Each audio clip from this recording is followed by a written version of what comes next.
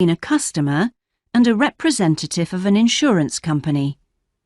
First, you have some time to look at questions 1 to 5.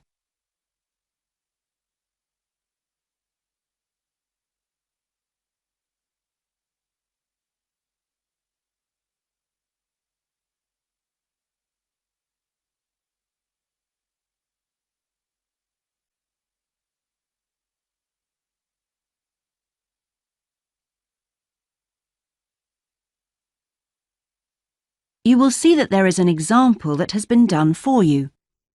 On this occasion only, the conversation relating to this will be played first.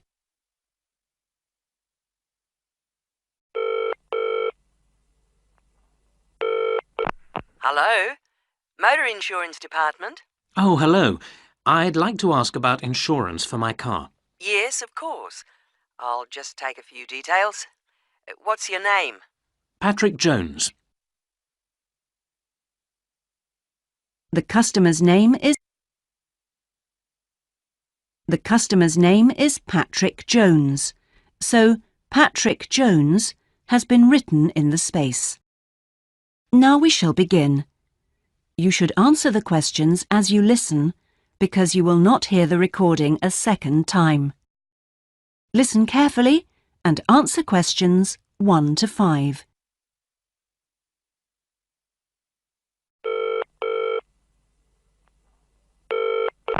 Hello? Motor Insurance Department? Oh, hello. I'd like to ask about insurance for my car. Yes, of course. I'll just take a few details. What's your name? Patrick Jones. And your address? It's 27 Bank Road. 27 Bank Road. Is that in Greendale? Yes. And what's your daytime phone number? My work number is 730453. And could I ask what your occupation is? Dentist. OK. Now, a few details about your car. What size is the engine? It's 1200 cc's. Thank you. And the make and model? It's a Houghton Sable. Could you spell the model name, please? Yes. S-A-B-L-E. Oh, yes. Thanks. And when was it made? 1997. Lovely. Right.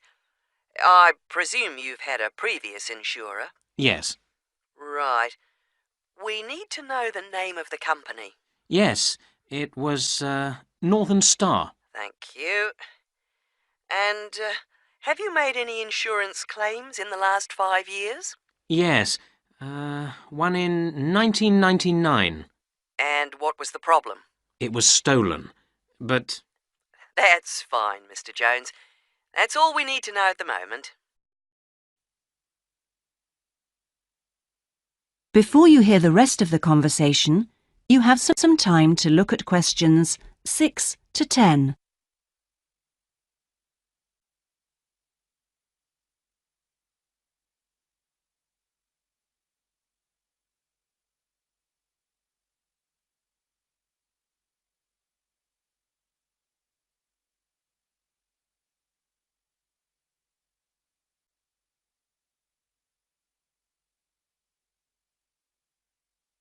Now listen and answer questions 6 to 10. And will there be any other named drivers? Just the one. And his name? Simon Painter. Could you spell the surname, please? P-A-Y-N-T-E-R. OK, thank you. And what relationship is he to you? He's my brother-in-law. And what will you or Mr. Painter be using the car for? Well, mainly for social use. Social use. Will you be using it to travel to work? Yes, sometimes. Travel to work. Anything else? No, that's it. And finally, when would you like to start the insurance? I'll need it from the 31st of January. Right. Right. Mr. Jones, I'm getting a couple of quotes coming up on the computer now, and the best bit looks like being with a company called Red Flag. Yeah? And that comes out at $450 per year. Oh, well, that seems okay. It's quite a bit lower than I've been paying up to now. Great. So, would you like me to go ahead with that? Sure, why not? How would you like to pay? That is the end of section 1. You now have half a minute to check your answers.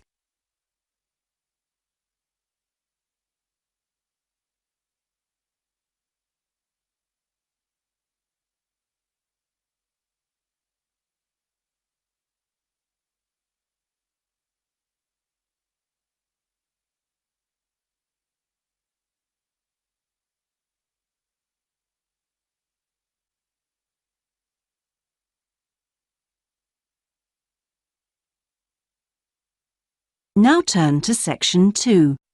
Section 2. You will hear a recorded message giving tourists travel information in a large city. First, you have some time to look at questions 11 to 18.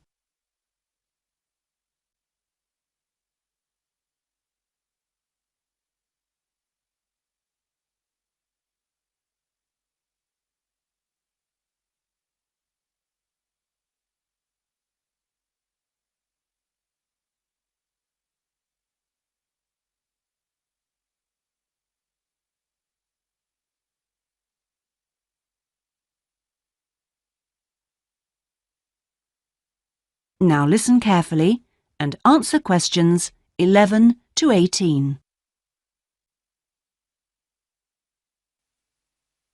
Thank you for calling the tourist line. There are many different ways of getting round the city, and we'd like to suggest some you may not have thought of. How about a city trip by boat? There are 4 main stopping points. From west to east, Stop A, Greenbanks, Stop B, City Bridge, Stop C, Roman Landing, and Stop D, Newtown. You can find the main booking office at Stop A. The first boat leaves at 8 a.m. and the last one at 6:30 p.m. There are also many attractions you can visit along the river. At Stop A, if you have time, you can visit the fine 16th century palace here, built for the king, with its beautiful formal gardens. It's very near the booking office. Now you can enjoy every corner of this superb residence. Stop B. Why don't you visit Tower Restaurant with its wide range of refreshments? This is a place where you can sit and enjoy the wonderful views over the old commercial and banking centre of the city. Stop C is the area where, in the 1st century AD, invading soldiers crossed the river. This was much shallower than it is now. That's why this area is called Roman Landing.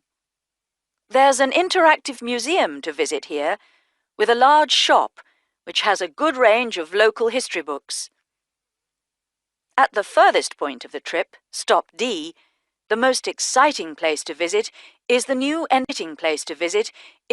entertainment complex with 7-screen cinema, bowling alley, and video games arcade. Before you hear the rest of the message, you have some time to look at questions 19 and 20.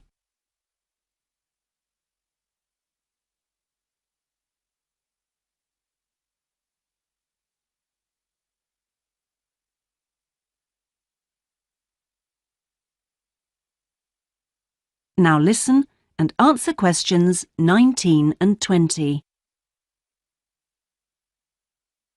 Besides the boat tours, there are city buses. 2 companies offer special services. The top bus company runs all its tours with a live commentary in English. Tours leave from 8:30 a.m. every 20 minutes. There are departures from Central Station, Castle Hill, and Long Walk. This is a hop-on, hop-off service, and tickets are valid for 24 hours. For further details, call Top Bus on 0208 944 7810. The number 1 sightseeing tour is available with a commentary in 8 languages. Buses depart from Central Station every 5 to 6 minutes from about 9 a.m., with the last bus at around 7 p.m. There are also number 1 services with an English-speaking guide.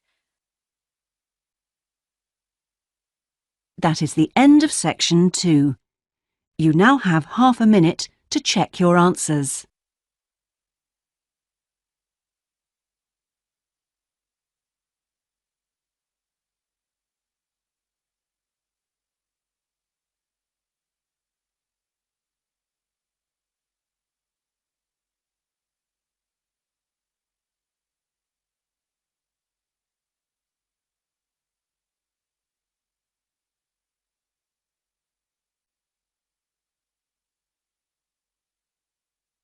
Now turn to section 3. Section 3. You will hear a seminar with Dr. Martin Merriweather of the Antarctic Centre in Christchurch, New Zealand. First, you have some time to look at questions 21 to 26.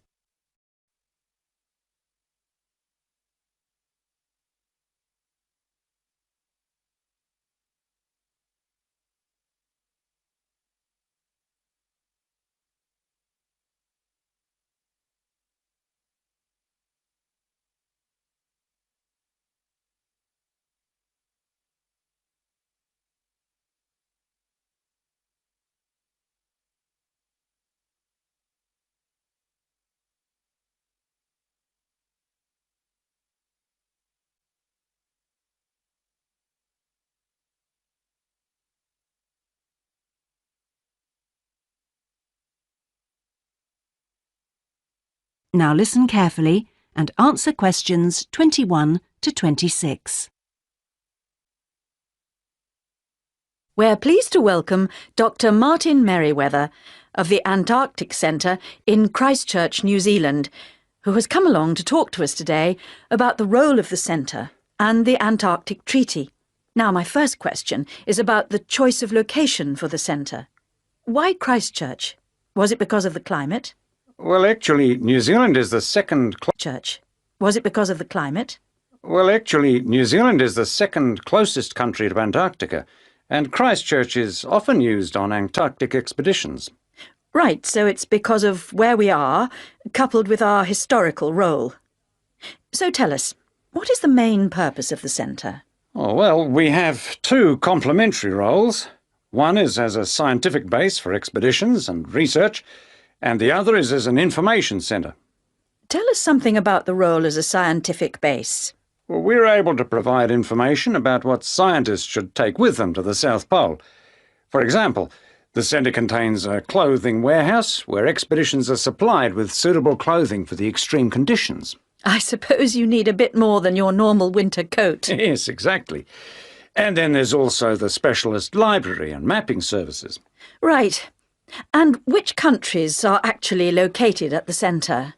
Well, the centre houses research programs for New Zealand, for the United States, as well as for Italy. There's even a US post office at the American Air Force Base here. Really? And what does the visitor centre offer? Well, since very few people will ever experience the Antarctic firsthand, the Visitors Centre aims to recreate the atmosphere of Antarctica. There's a mock campsite where you can see inside an Antarctic tent and imagine yourself sleeping there. And the centre also acts as a showcase for the unique international cooperation which exists in Antarctica today. What is it actually like at the South Pole? I know you've been there on a number of occasions. Yes, I have, and each time I'm struck by the awesome beauty of the place. It's magnificent, but you can really only visit it in the summer months. October to March. Yes, because it's completely dark for 4 months of the year. And, in addition, it has to be the coldest place on Earth. Colder than the North Pole? Why is that? Well, unlike the North Pole, which is actually a frozen sea, Antarctica is a landmass shaped like a dome, with the result that the winds blow down the slopes at speeds of up to 150 kilometres an hour. And that's what makes it so cold. Oh, And one other interesting thing is that Antarctica is the driest continent on Earth, surprisingly. And so you have to drink large amounts of water when you're there. how old is Antarctica? Oh, we're pretty sure it was part of a larger landmass, but it broke away from the rest of the continent 170 million years ago. How can you... Because fossils and rocks have been discovered in Antarctica, which are the same as those found in places such as Africa and Australia. Amazing. To think that it was once attached to Africa.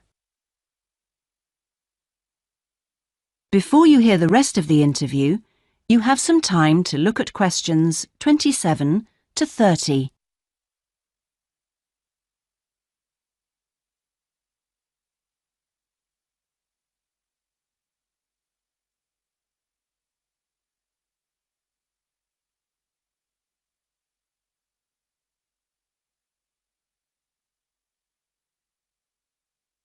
Now listen and answer questions 27 to 30.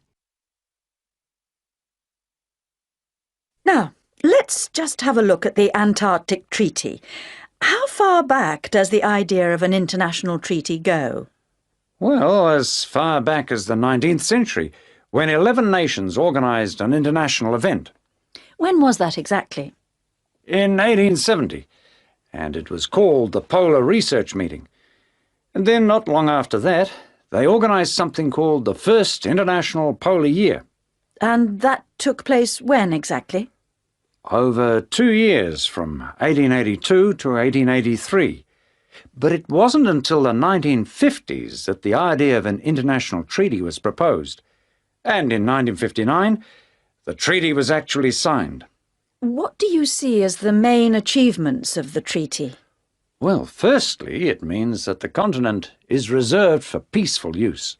That's Article 1, isn't it? Yes, That's important, since the territory belongs to everyone. yes, but not as important as Article 5, which prohibits any nuclear explosions or waste disposal. Which is marvellous. Well, I'm afraid we're going to have to stop there because I'm afraid we've run out of time. Thanks for coming along today and telling us all about the centre and its work. That is the end of section 3. You now have half a minute to check your answers.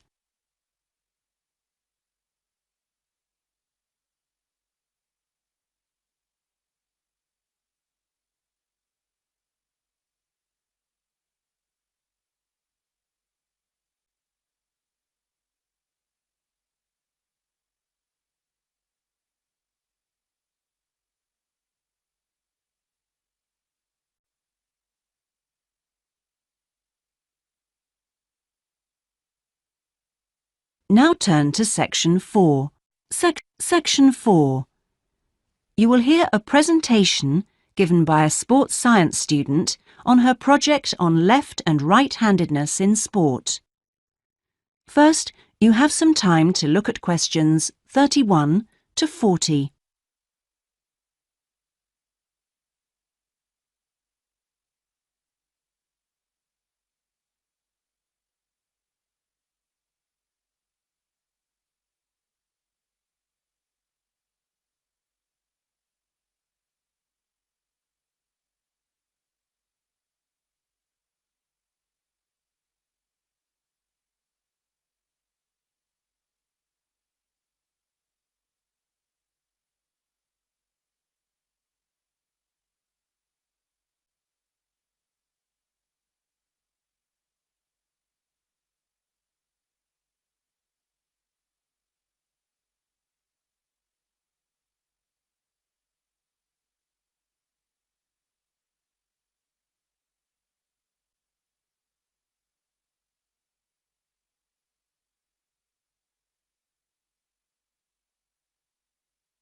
Now listen carefully and answer questions 31 to 40. My topic is handedness, whether in different sports it is better to be left or right-sided, or whether a more balanced approach is more successful. I'm left-handed myself, and I actually didn't see any relevance to my own life when I happened to start reading an article by a sports psychologist called Peter Matthews. He spent the first part of the article talking about handedness in music instead of sport, which I have to say almost put me off from reading further. But what I soon became struck by was the sheer volume of both observation and investigation he had done in many different sports, and I felt persuaded that what he had to say would be of real interest. I think Matthew's findings will be beneficial, not so much in helping sports people to work on their weaker side, but more that they can help them identify the most suitable strategies to use in a given game. Although most trainers know how important handedness is, at present they are rather reluctant to make use of the insights scientists like Matthews can give, which I think is rather short-sighted, because focusing on individual flexibility is only part of the story. Anyway, back to the article. Matthews found a German study which looked at what he called mixed-handedness, that is, the capacity to use both left and right hands equally. It looked at mixed-handedness in 40 musicians on a variety of instruments. Researchers examined a number of variables. For example, type of instrument played, regularity of practice undertaken, and length of time playing instrument, and found the following. Keyboard players had high levels of mixed-handedness, whereas string players like cellists and violinists strongly favored one hand. Also, those who started younger were more mixed-handed. Matthews also reports studies of handedness in apes. Apes get a large proportion of fishing ants from anthills. The studies show that apes, like humans, show handedness, though for them right and left-handedness is about equal, whereas about 85% of humans are right-handed. Studies showed that apes consistently using the same hand fished out 30% more ants than those varying between the two. Matthews started researching several different sports and found different types of handedness in each. By the way, he uses handedness to refer to the dominant side for feet and eyes as well as hands. Anyway, his team measured the hand, feet, and eyes of 2,611 players and found that there were really three main types of laterality. Mixed, you work equally well on both sides, both hand and eye. Single, you tend to favor one side, but both hand and eye favor the same side. And cross-laterality, a player's hands and eyes favor only one side, but they are opposite sides. Let's start with hockey. Matthews found that it was best to be mixed-handed. This is because a hockey stick must be deployed in two directions. It would be a drawback to have hand or eye favoring one side. An interesting finding is that mixed-handed hockey players were significantly more confident than their single-handed counterparts. Things are slightly different in racket sports like tennis. Here, the important thing is to have the dominant hand and eye on the one side. This means that there is a bigger area of vision on most of the action occurs. If a player is cross-lateral, the racket is invisible from the dominant eye for much of the swing. It means that they can only make corrections much later, and often the damage has been done by then. And moving to a rather different type of sport, which involves large but precise movements, gymnastics. It's been found that cross-hand-eye favoring is best. The predominant reason for this is because it aids balance, which is, of course, absolutely central to performance in this sport. That is the end of section 4. You now have half a minute to check your answers.